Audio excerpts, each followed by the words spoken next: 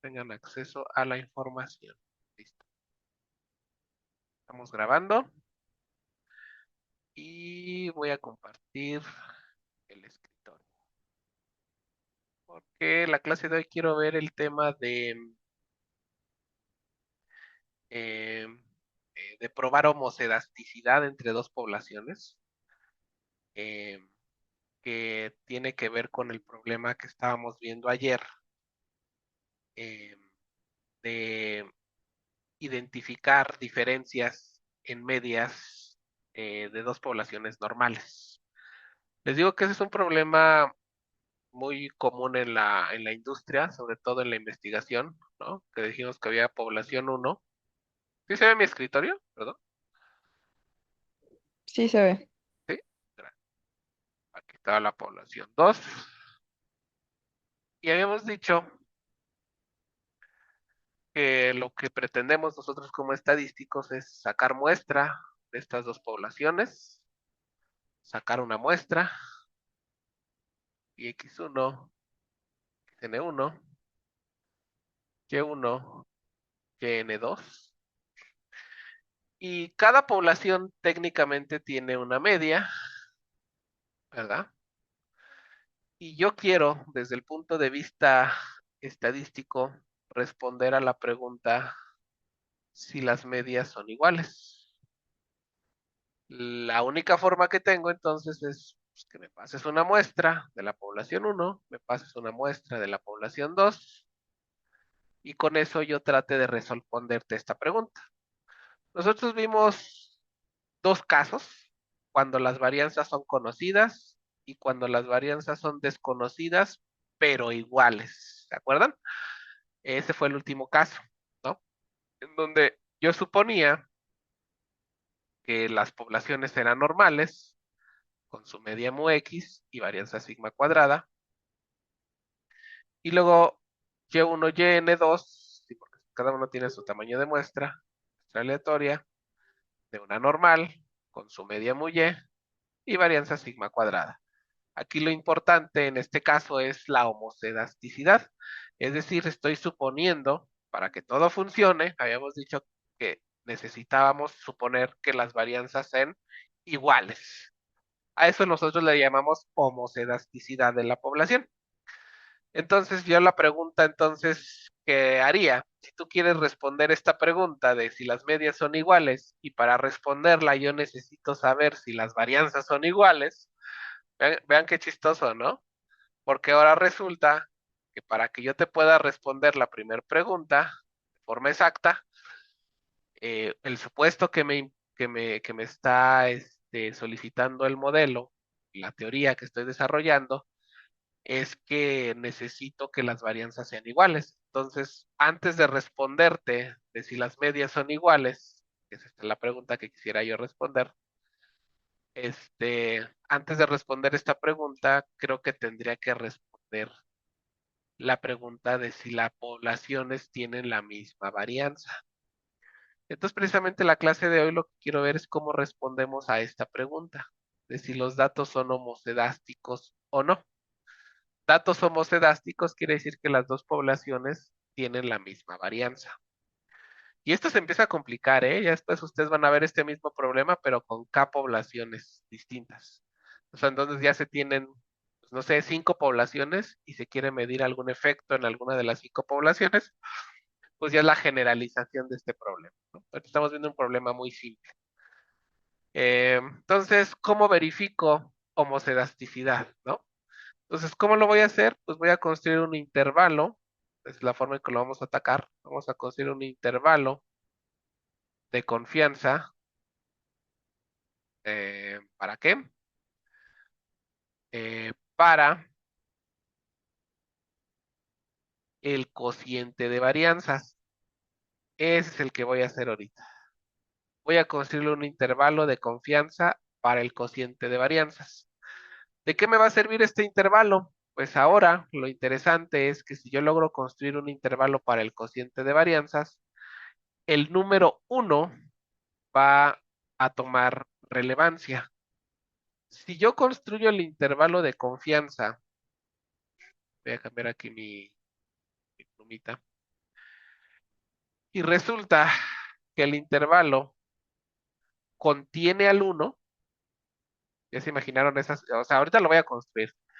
Pero imagínense que construyo el intervalo de confianza para el cociente de varianzas y resulta que mi intervalo contiene al 1. Eso quiere decir que estadísticamente el cociente de las varianzas es aproximadamente 1. Y si es aproximadamente 1, nos estaría diciendo que las varianzas son estadísticamente iguales. ¿Ok? Entonces, de ahí la necesidad de poder construir un intervalo de confianza para el cociente de varianzas. Y lo importante de este intervalo es verificar si el número 1 está contenido en el intervalo. Cuando yo veía diferencia de medias, ahí lo que nos interesaba, si ustedes se acordarán, lo que nos interesaba era revisar si nuestro intervalo contenía el 0. Aquí lo interesante va a ser si nuestro intervalo contiene ¿cómo se llama? Al 1, ¿no? ¿Cómo lo voy a hacer? Bueno, pues necesito construirles una cantidad pivotal y a partir de esa cantidad pivotal em, resolver el problema. Eh, Vamos a suponer, en este caso, de una vez yo voy a resolver el caso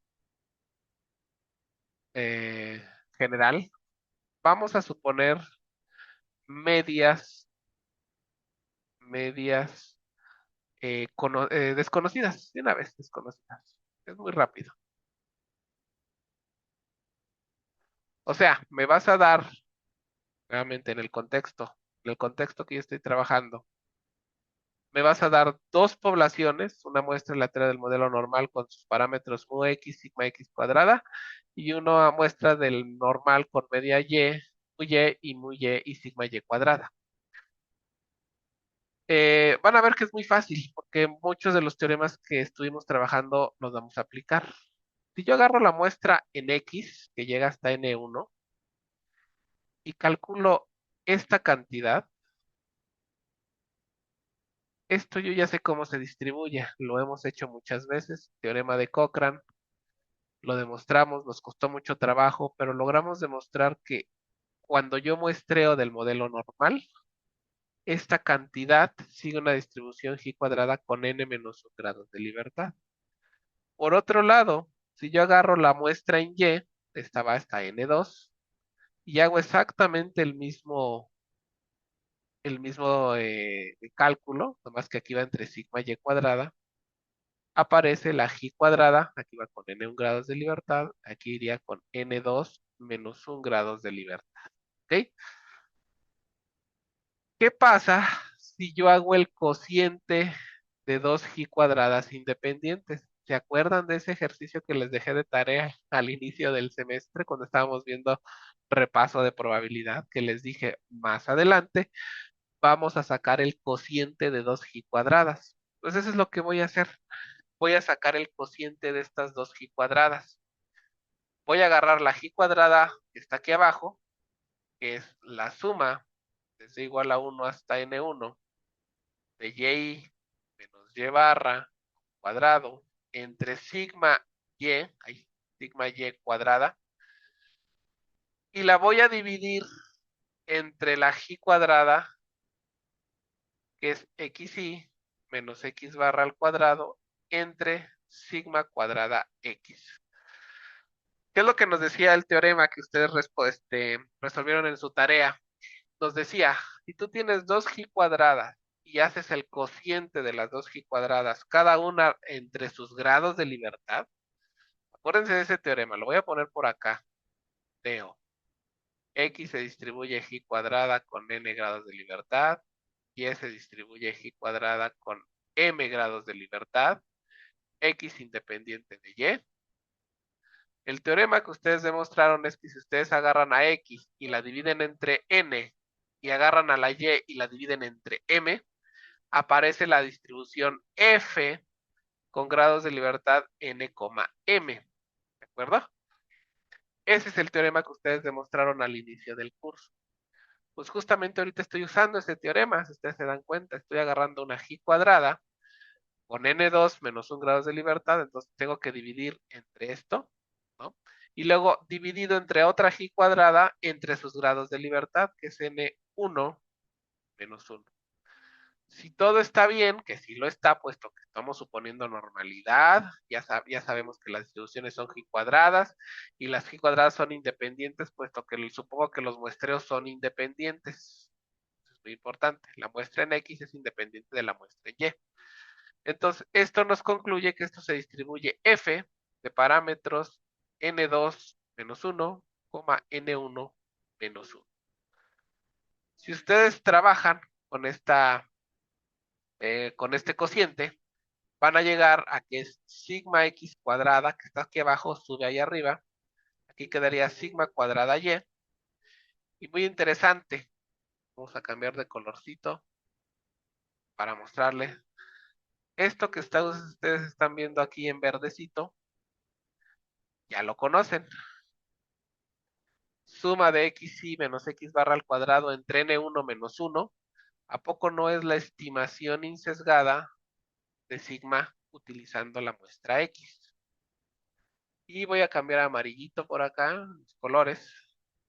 Cuando yo agarro esto, ¿a poco no aparece la estimación de sigma insesgada utilizando la muestra y? Entonces, si yo renombro esas cosas, a lo que yo estaría llegando es que aquí abajo quedaría sigma cuadrada x y aquí abajo sigma gorrito cuadrada y. Y todo esto se distribuye f de parámetros n2 menos 1, n1 menos 1. La pregunta es, ¿esto ya es cantidad pivotal para el cociente de varianzas? Esto que está aquí es una cantidad pivotal. Y la respuesta es sí, tenemos una cantidad pivotal, ¿no? Habemos cantidad pivotal, dijeran los del Papa, ¿no? ¿Por qué? Porque aquí está involucrada la cantidad a la que le quiero construir el intervalo de confianza. Y todo lo demás es estimación, es muestra, pues, o valores conocidos. Entonces, cumplo la condición para hacer cantidad pivotal. Lo más importante, la distribución de la cantidad pivotal está completamente conocida. Es una distribución F con estos parámetros. Yo puedo ir a la tabla de la distribución F y buscar cuantiles y buscar lo que tú me pidas de esa distribución, porque es completamente definida, no está desconocida. Yo voy a ir a tablas, de hecho, la distribución F es una distribución muy parecida a la G cuadrada, un poco sesgada, de este estilo, ¿no? Entonces yo sin ningún problema puedo buscar el cuantil donde se acumule alfa medios de probabilidad acá, alfa medios de probabilidad acá, y dejar el 1 menos alfa por acá. Estos numeritos que ustedes están viendo acá, si esta es la densidad F con parámetros N2 menos 1, N1 menos 1, entonces estos numeritos A y B que estoy poniendo aquí abajo los puedo encontrar en tablas. ¿Por qué? Porque la distribución es completamente conocida. La notación que usamos en estadística es ponemos la F para denotar a este número, es el cuantil en donde acumulo alfa medios de probabilidad de una distribución F de parámetros N2 menos 1, N1 menos 1. Y el B, el valor B, es el cuantil 1 menos alfa medios, ¿verdad? Porque estoy dejando alfa medios de probabilidad de aquel lado. N2 menos 1, N1 menos 1 grados de libertad. ¿Lo vieron? Entonces, estos dos numeritos yo los puedo encontrar en tablas sin ningún problema, puesto que la distribución F está completamente definida. De ahí que la cantidad pivotal pida que la distribución de la cantidad pivotal sea completamente conocida. Cuando yo tengo la cantidad pivotal, prácticamente estoy a un paso de construir el intervalo de confianza. ¿Por qué? Porque la teoría me dice que lo único que tengo que hacer es encerrar a la cantidad pivotal, que es lo que estoy haciendo en estos momentos, entre los dos números A y B que tenga probabilidad 1 menos alfa. Y yo ya sé quién es A y quién es B. Sé que A es el cuantil. Es una posible solución, ¿eh? No es la solución óptima, pero es la solución que aparece en los libros. Si ustedes quieren una solución óptima, pues hay que programarla, hay que hacer programas numéricos que lo hagan. Pero básicamente, este, esta es una posible solución al problema. Este es un posible valor de A y un posible valor AB. Este es el cuantil 1 menos alfa medios de la distribución F, n menos 2 menos 1, n1 menos 1, grados de libertad, y esto tiene por supuesto probabilidad 1 menos alfa por la forma en cómo construimos nuestros cuantiles. ¿Qué sigue? Despejar a la cantidad que le quiero construir el intervalo. Entonces es muy simple el despeje aquí, espero que así lo vean ustedes, puesto que lo único que tengo que hacer es pasar esta cantidad al otro lado de la desigualdad para dejar a la cantidad de interés en medio. Si yo paso multiplicando esto que está aquí, queda al revés, quedaría sigma cuadrada, y no cambian las desigualdades, ¿verdad? Quedaría sigma cuadrada x, porque es la que estaba aquí abajo, pasa arriba, y queda sigma cuadrada y aquí lo multiplico por el cuantil de la distribución f, n2 menos 1, n1 menos 1, menor o igual sigma x cuadrada, sigma y cuadrada. Menor o igual, pasa lo mismo, sigma x estimador. Acuérdense que sigma x gorrito es esto que estaba aquí en verdecito. Es la estimación insesgada de la varianza utilizando la muestra x. Y esto sigma cuadrada gorrito y es la estimación de la sigma y utilizando la muestra y multiplicada por el cuantil 1 menos alfa medios, n2 menos 1, n1 menos 1, y todo esto, por supuesto, tiene probabilidad 1 menos alfa por la forma en cómo lo construí. Pues prácticamente yo ya acabé. Esto que ustedes están viendo de este lado es el límite inferior de mi intervalo y esto que ustedes están viendo acá es el límite superior. Cuando llegue la muestra, yo calculo sigma x gorrito, sigma y gorrito, voy a tablas y busco los cuantiles de la distribución f, de acuerdo al alfa que me estés pasando, por lo general el alfa es al 5%, encuentro los valores o los cuantiles de esa distribución f, lo sustituyo y ya obtengo un intervalo. ¿Para qué? Para la cantidad de interés, que en este caso es el cociente de las varianzas. Entonces estaba muy fácil, ¿no? Si ustedes quieren construirle un intervalo de confianza a la cociente de las varianzas de dos poblaciones normales, este es su límite inferior y este es su límite superior. Y aparece la distribución F. No es la solución óptima, te lo digo.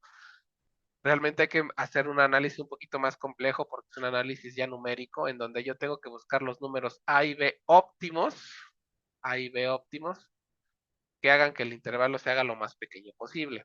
De todos modos, este sí es un intervalo válido, porque es un intervalo al 1 menos alfa por 100% de confianza. Eso está bien, pero no es el óptimo. Por lo general en los libros van a ver esta solución, pero sí quiero dejarles claro que no es la óptima. Si ustedes la quieren hacer óptima, tendrían que saber exactamente cuál es el valor A y B que generan el intervalo de menor longitud. En este caso yo lo voy a dejar así, ¿no? No es el óptimo, eso sí lo quiero dejar claro, pero con eso podemos responder la pregunta de si hay homocedasticidad en la población. Entonces, regresando al problema original. El problema original es, tengo dos poblaciones, voy a suponer normales, me vas a dar muestra de esas dos poblaciones y yo quiero responder a la pregunta si las medias son iguales. La forma en cómo lo estamos solucionando es construir un intervalo de confianza para la diferencia de medias. Yo le llamé D, que era mu de X menos mu de Y.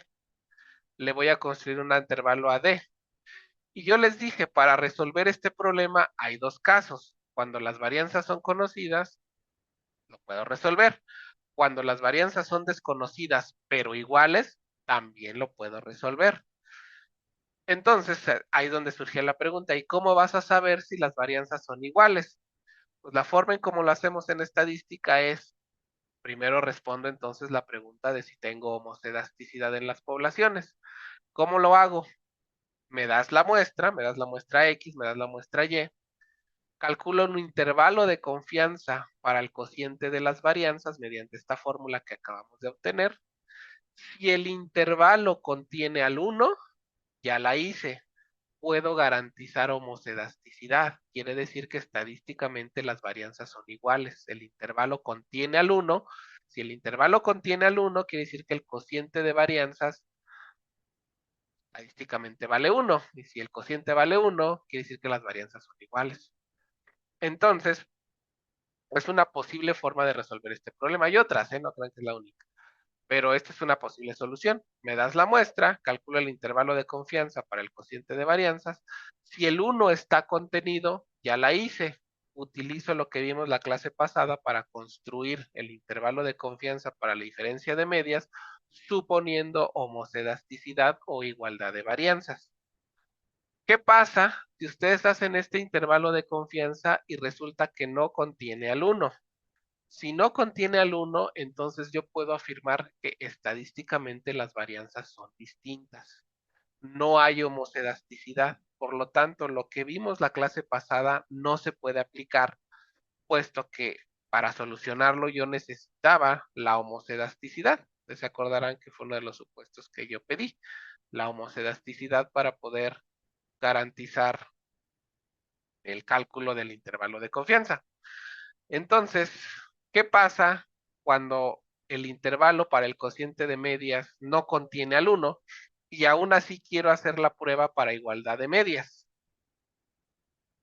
La respuesta, miren, ahí está lo que estuvimos viendo ahorita en sus notitas.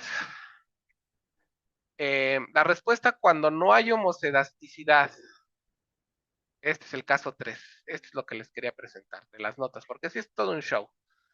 ¿Qué pasa si ustedes quieren construir un intervalo para la diferencia de medias cuando las varianzas son desconocidas y ya probé que no son iguales porque ya hice el cociente de varianzas y resulta que el intervalo no contiene al 1? Entonces estoy en este caso. Acabo de verificar que las varianzas no son iguales puesto que mi intervalo no contiene al 1. Entonces, este es el más común en el que nos estaremos enfrentando. Aquí dice las notas. Desafortunadamente no existe solución analítica o exacta o una cantidad pivotal para este problema. Lo que se hace es aproximar una cantidad pivotal. Esta distribución que ustedes están viendo es aproximadamente una t-student. No es una t-student exacta, pero esto que está ustedes viendo aquí, vean que lo que está haciendo es igual, sacando como una normal estándar a los promedios, le resta sus medias y las divide entre la raíz de sus varianzas. Y vean que aparecen las varianzas estimadas. Esto cuando hay homocedasticidad, sí es una t-student exacta, pero cuando yo pierdo la homocedasticidad, cuando sé que las varianzas no son iguales, la distribución que aquí les pongo es una aproximación.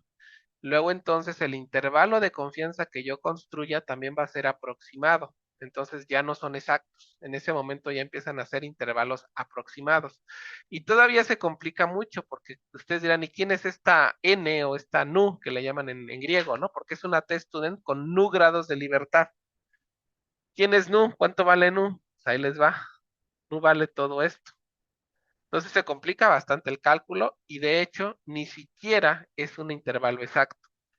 De hecho, aquí en las notas me equivoqué porque aquí en lugar de igual debí de haber puesto un aproximado, indicando, indicando que el intervalo de confianza que estoy construyendo para la diferencia de medias, cuando tengo varianzas desconocidas y no iguales, ese intervalo ya no es exacto, es un intervalo aproximadamente del 1 menos alfa. ¿Y por qué aproximado? Porque la distribución de esta cantidad pivotal es aproximada, no es exacta. Entonces tiene ese detalle. Por eso, cuando nosotros hacemos prueba de diferencia de medias, cruzamos los dedos para tener la homocedasticidad, porque si tienes la homocedasticidad, el intervalo de confianza que construimos es exacto, es exactamente la probabilidad que yo le quiero dar del 95, del 99, de lo que ustedes le quieran construir su intervalo de confianza. No hay pierde, así funciona. O sea, este intervalo es válido. Pero si pierdes la homocedasticidad, resulta que tus varianzas no son iguales, Lo único que te queda es recurrir a esta aproximación y decir este es el intervalo aproximado al 95% de confianza. Evidentemente, cuando las poblaciones, cuando la muestra empieza a crecer, la aproximación es cada vez mejor, pero no tenemos un criterio que nos diga a partir de cuándo ya la aproximación es muy buena. Entonces, ahí es otro tema, la verdad, a discutir. Pero en caso de que ustedes caigan en esa situación en donde quieran verificar igualdad de medias, pero con homocedasticidad, que no se cumple la homocedasticidad, pues van a tener que recurrir a esta aproximación. ¿Ok? Entonces, con eso prácticamente acabamos todos los intervalos de confianza para el modelo normal.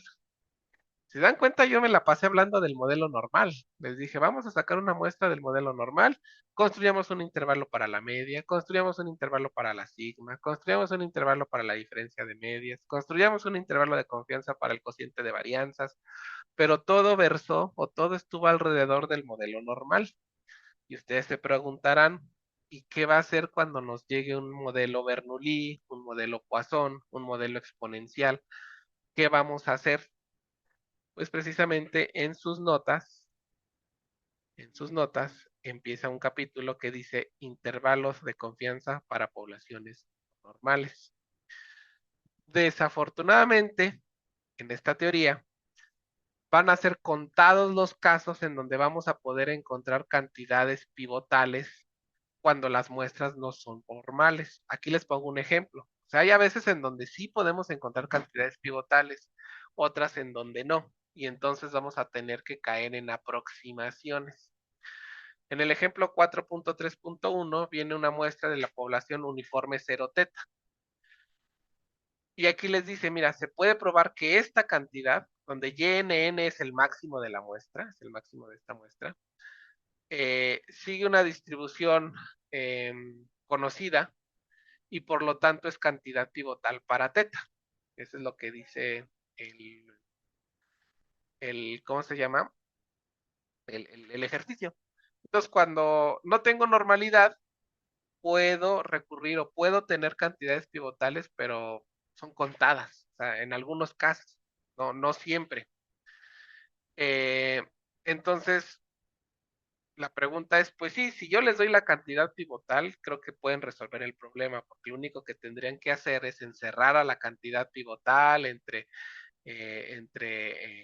los cuantiles de la distribución teórica de la cantidad pivotal y después despejar al parámetro desconocido y de esa forma obtener el intervalo de confianza para el parámetro desconocido de ese modelo. El tema aquí es encontrar cantidades pivotales cuando no tengo la normalidad. Otro ejemplo, en el ejemplo 4.3.2, aquí yo construyo o les defino una cantidad pivotal para el modelo exponencial, que afortunadamente sí tiene una cantidad pivotal. Esta es la que yo les estoy definiendo como cantidad pivotal para estimar a lambda del modelo exponencial. ¿Por qué? Pues porque tiene involucrado a lambda, tiene involucrada la muestra y lo más importante, su distribución está completamente definida. En estos casos en donde yo puedo o existe una cantidad pivotal, puedo resolver el problema porque a través de la cantidad pivotal simplemente despejo y resuelvo el problema. A veces el despeje se nos puede complicar. Eh, Esto es interesante. Sí existe un método para encontrar cantidades pivotales. Sin embargo, debido a su complejidad, en ocasiones va a ser difícil, va a ser llevar a cabo el despeje. Y, y el teorema es este. Si ustedes les dan una muestra aleatoria, ya de cualquier función de distribución, ya no estoy suponiendo normal, aquí ya es cualquiera, puede ser la Bernoulli, puede ser la binomial, bueno, perdón, tiene que ser continua, eso sí, para que esta funcione, tiene que ser la distribución absolutamente continua, es decir, no puede ser Bernoulli, no puede ser Poisson, no puede ser binomial negativa, pero sí puede ser, por ejemplo, una exponencial, sí puede ser una gama. Eh, lo que propone este teorema es que yo puedo encontrar cantidades pivotales cuando la muestra viene de un modelo continuo. Y las cantidades pivotales que propone son estas dos. Por ejemplo, Q1 igual a menos la suma de los logaritmos de las funciones de distribución evaluadas en la muestra. Dice este teorema, eso se distribuye gamma de parámetros n,1. Entonces esto sí es una cantidad pivotal, porque acuérdense que para ser cantidad pivotal tiene que depender del parámetro desconocido, tiene que depender de la muestra y tiene que tener una distribución completamente conocida. Entonces, esto siempre va a ser una cantidad pivotal para este modelo. Siempre, siempre, es un teorema. El problema es que esta cantidad pivotal se puede complicar muchísimo porque después de lo que sigue, una vez que tenemos esto, es despejar a teta. Pero si aquí tengo un logaritmo y aquí tengo a la función de distribución metida dentro de esto, pues despejar a teta se va a complicar muchísimo. ¿Por qué esta cantidad pivotal se distribuye gamma? Pues hay muchos teoremas en probabilidad que nos llevan a ese resultado. Seguramente ustedes vieron algunos de ellos, pero el principal resultado que nos lleva a concluir que esa es una cantidad pivotal ya en general, ese es un método general. Lo que dice este teorema es, si tú me das una muestra aleatoria de una función de distribución con parámetro desconocido teta, lo que te dice este teorema es que Q igual a, creo que hay dos, vamos a usarlo, la que no tiene el menos. La suma desde igual a 1 hasta n del logaritmo de f de x evaluado en x y, teta es cantidad pivotal porque se distribuye gamma de parámetros n,1. La pregunta es ¿por qué? ¿Por qué tiene esa distribución? Y la respuesta es muy simple.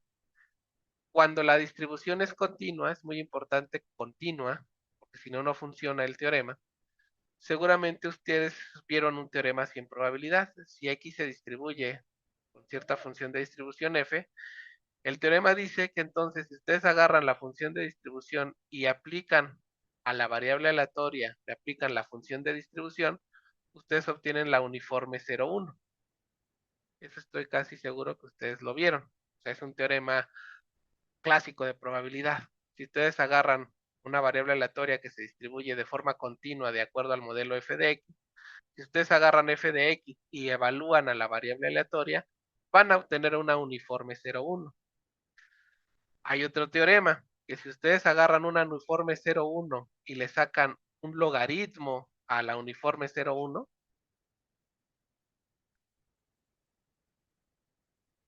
aparece el exponencial de parámetro 1. Es otro teorema que a lo mejor vieron en probabilidad. Si ustedes le sacan logaritmo a una uniforme 0,1, esta es una uniforme 0,1 porque acuérdense es la variable aleatoria evaluada en su distribución, aparece la uniforme 0,1. Si yo le saco logaritmo a una uniforme 0,1, aparece el exponencial de parámetro 1. Y ahora si yo sumo todas las i's que me estás dando en la muestra que me estás pasando, si yo sumo todas las, ay, perdón, es menos logaritmo, perdón, aquí va un menos, menos logaritmo de la uniforme 0,1 sigue una distribución exponencial, es otro teorema que posiblemente vieron en su curso de probabilidad y si no me lo creen. Pero entonces aquí ya está muy fácil porque lo que está diciendo es que si ustedes suman algo que es un exponencial de parámetro n, de parámetro 1, la suma de exponenciales es gamma. Eso también lo sabemos. Si cada uno de estos sumandos es un exponencial de parámetro 1 y estoy sumando n exponenciales de parámetro 1, aparece la gama de parámetros n,1. Otro teorema de probabilidad. Por eso les digo que esto siempre va a ser una cantidad pivotal siempre y cuando el modelo sea continuo. Si el modelo es continuo, esto siempre va a ser una cantidad pivotal para ese modelo. El problema es que, sí, encierras a la cantidad pivotal entre los cuantiles de la distribución gamma. El problema en esa parte, el problema va a venir en despejar a teta de esta cantidad pivotal. Ese va a ser el problema principal al que nos enfrentaríamos. Por eso casi no se usa este resultado, puesto que sí es válido, el resultado es válido, se puede demostrar que en efecto estas dos cosas son cantidades pivotales porque cumplen las condiciones de ser cantidades pivotales. Sin embargo, es un poco inútil o un poco complicado, puesto que la cantidad pivotal es tan compleja que a veces despejar a teta es imposible. Entonces, de ahí la necesidad de que tengamos que recurrir a otras técnicas. Aquí está la demostración de la exponencial, de por qué la uniforme 0,1 se distribuye menos logaritmo de menos logaritmo de una uniforme es una exponencial, y luego que la suma de momentos, la suma de exponenciales es gamma. Esta es la demostración de por qué aparece la distribución gamma. De hecho, aquí el ejercicio 4.3.1 les pide que utilicen este ejemplo, esta técnica de la cantidad pivotal para la uniforme 0 teta y vean qué intervalo llegan. Eso igual lo pueden ver con Sergio, ese ejercicio está muy interesante. Yo nada más les quería mencionar eso, que sí existe una técnica para calcular cantidades pivotales, funciona para distribuciones continuas, eso solo para distribuciones continuas, porque requiere ese teorema de que la distribución es absolutamente continua para sacar la uniforme, si no, no sale la uniforme. Pero ¿qué pasa entonces con los otros casos? O sea, tengo varios problemas. El primero es que esto solo funciona cuando la distribución es absolutamente continua. Siguiente problema, la cantidad pivotal que me estás dando es muy compleja y a veces no voy a poder despejar a teta. Otro problemón.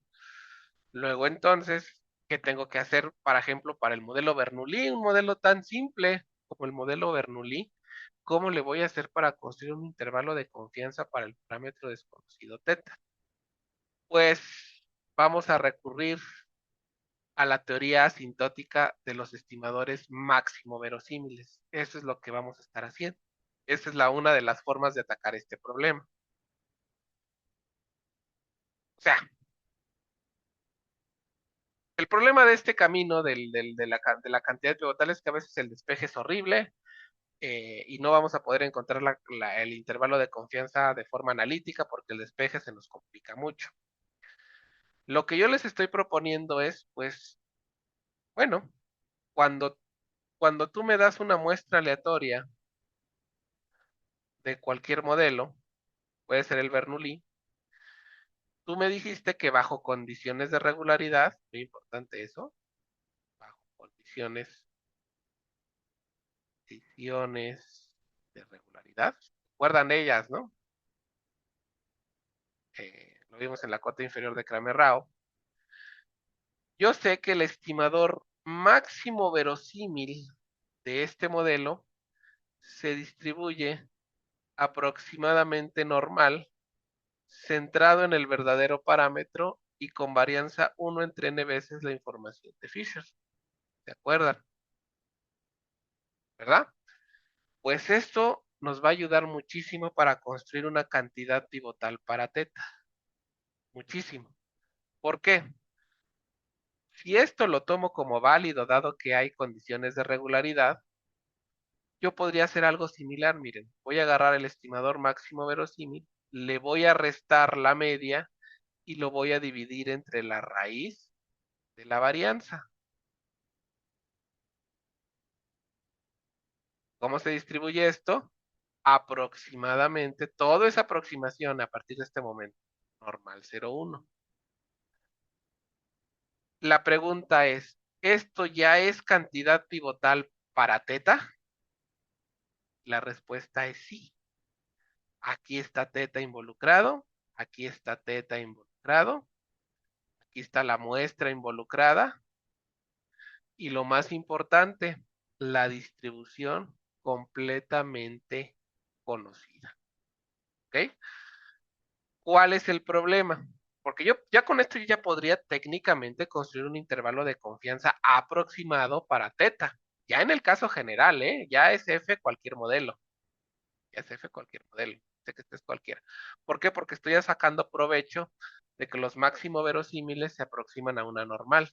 Y a partir de una normal estoy sacando una cantidad pivotal, pero hay que reconocerla. La cantidad pivotal tiene una distribución aproximada, no es exacta. Luego entonces, si yo digo, quiero utilizar esta cantidad pivotal para construir un intervalo a teta, hago la misma idea. Encierro a la cantidad pivotal, ahí estoy encerrando la cantidad pivotal, entre 1 veces la información de Fisher,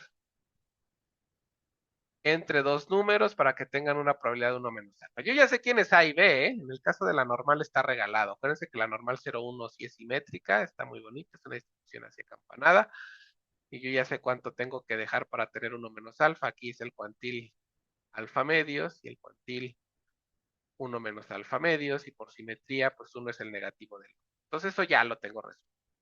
El problema que yo le veo a este problema, de hecho aquí es otra notación importante. Esta probabilidad de igual a 1 menos alfa ya no es igual, es aproximadamente 1 menos alfa. ¿Por qué? Porque la distribución es aproximada.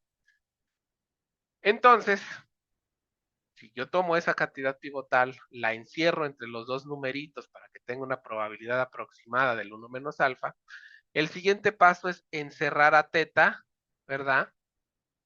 O despejarla. ¿Cuál es el problema que ustedes le ven aquí?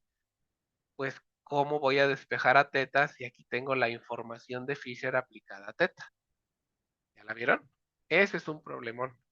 A veces lo vamos a poder hacer. En las notas viene un ejemplo en donde sí se puede despejar a teta, incluso de aquí, de la información de Fisher, porque la información de Fisher queda a veces muy bonita, queda aceptable, vamos a llamarlo así. Y entonces se puede llevar a cabo el despeje, pero la mayoría de las veces no se va a poder llevar a cabo.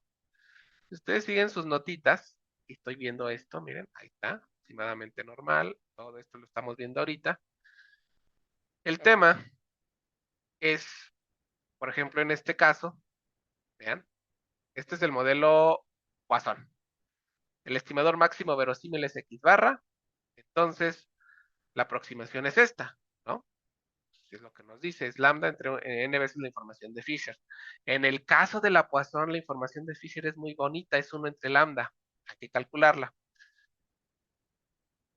Que de hecho aquí me faltó hasta el logaritmo, vean, las notas tienen un chorro de errores, aquí es la derivada del logaritmo del modelo, ¿eh? Bueno, entonces, afortunadamente aquí, de esta cantidad, esto ya es cantidad pivotal, afortunadamente de aquí sí se puede despejar a lambda, sí hay una forma de despejarla. Se vuelve complicado, se vuelve una ecuación de segundo grado, pero se puede resolver el problema en algunos casos.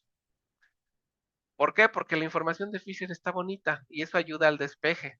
Ayuda mucho a que pueda despejar a lambda de la cantidad pivotal, porque ese es el objetivo. Una vez que tienes la cantidad pivotal, el objetivo es despejar a lambda. Eso es lo que tengo que hacer, o al parámetro desconocido. ¿Cuál es el beneficio aquí? Fue que nuestra información de Fisher fue muy, muy simple y lo puedo despejar, ¿no? Ahí está el ejemplo en las notas y sí se puede, ¿no?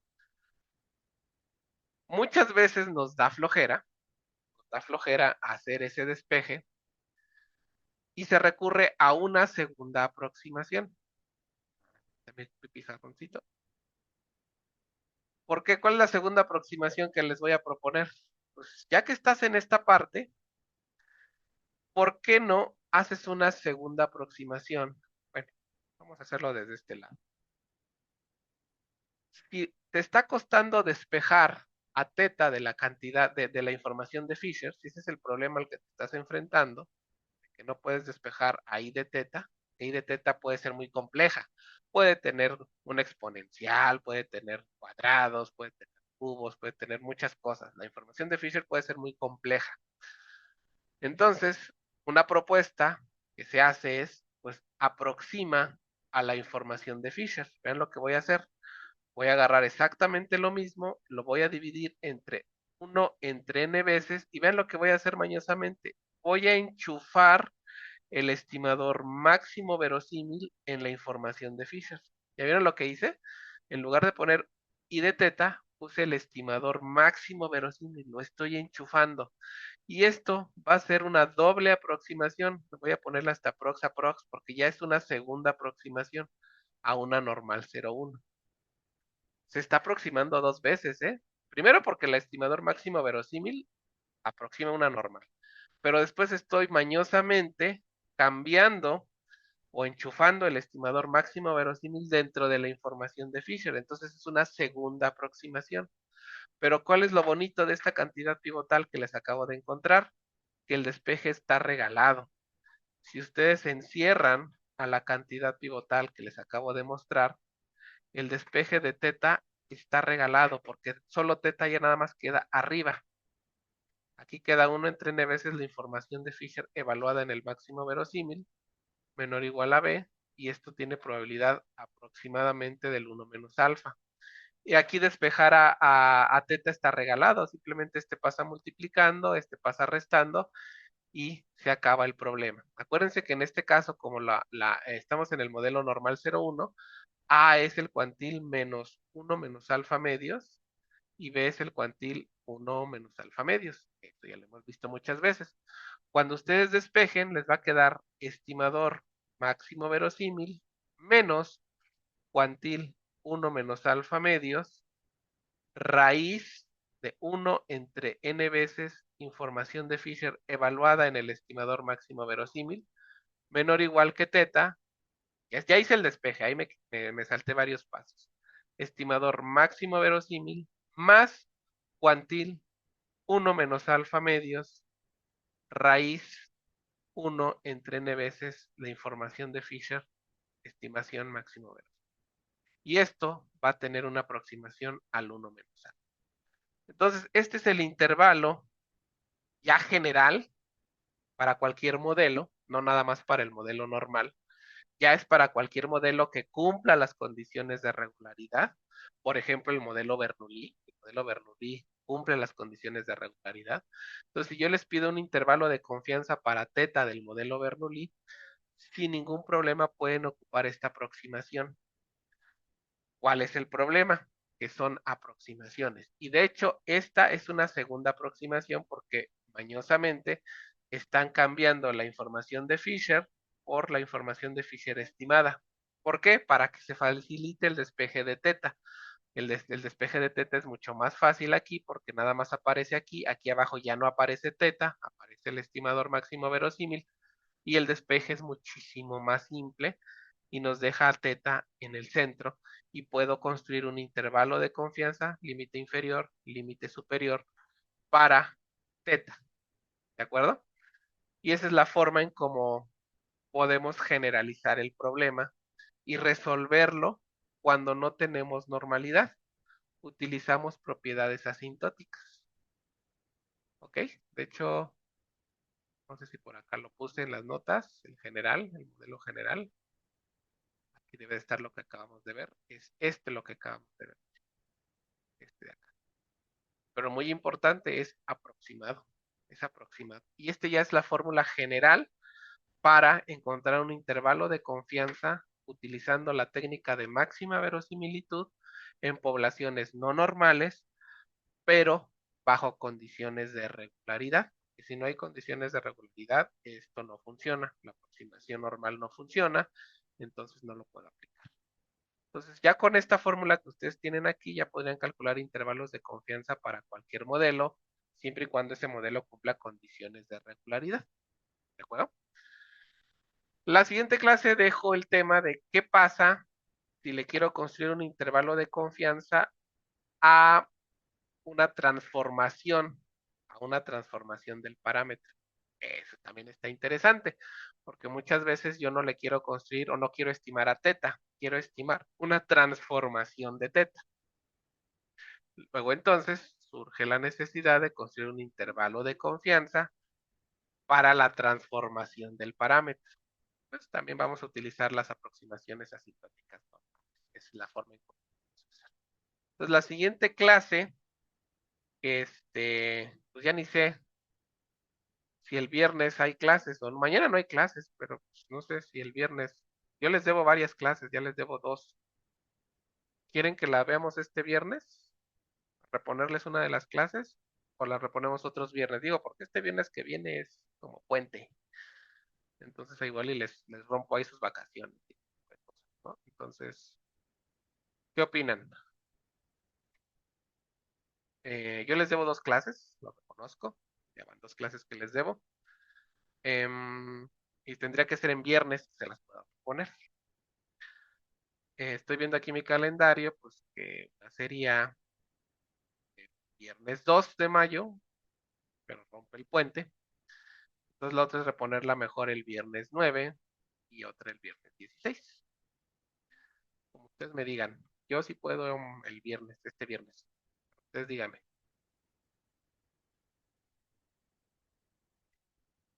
¿Cómo ven? Chat, dudas. ¿Hay alguien ahí? ¿Todo bien? ¿No? Digo, pongo sobre la mesa esa opción. La otra es, pues sí, vernos el viernes que viene. Este viernes está bien, perfecto. Bien, ya llegó un voto. Muchas gracias, Jessy. Así este viernes yo les puedo continuar con esta parte de intervalos de confianza para transformaciones de parámetros. Muy interesante. Pero al final, lo que más se aplica en la práctica, les voy adelantando, es esta. Vía simulación estocástica, se pueden construir intervalos de confianza muy rápido, nada más hay que saber programar, pero es más eficiente, menos talacha y más fácil de interpretar. Entonces, al final, créanme que esto es lo que vamos a terminar haciendo en la práctica. Intervalos de confianza vía simulación. O sea, nos vamos a olvidar de las cantidades pivotales y todo eso, y mejor me voy a poner a simular datos de la muestra que me llegó, y con esas simulaciones voy a construir los intervalos de confianza. Y van a ver que llegamos al mismo resultado. Entonces, pues mejor utilizamos los intervalos vía simulación. Entonces, ya no vi más votos. Los veo este viernes entonces para ver estos dos temas, intervalos vía de simulación e intervalos para transformaciones de variables, de parámetros. ¿Ok? Sí, ¿Dudas? profe, gracias. Muy bien. ¿Dudas? No es duda, nada más un compañero me pidió Ah, que le dijera que tuvo problemas con su compu, pero creo que al final sí pudo terminar la llamada, la clase. qué bueno. Qué bueno. ¿Está por ahí? Si no, pues ahí nada más diga presente para que lo tome en cuenta la asistencia. Sí, bueno, es Luis Fabio, creo que está como Luis Fabio. Luis Ajá, Fabio. Luis Fabio. No, ya. Es que no sé. Está bien, no pasa nada. Pues bueno, cuídense, los veo el viernes para ver este tema de transformación de parámetros. Muy interesante. Cuídense, cansen. Gracias. Chao, chao.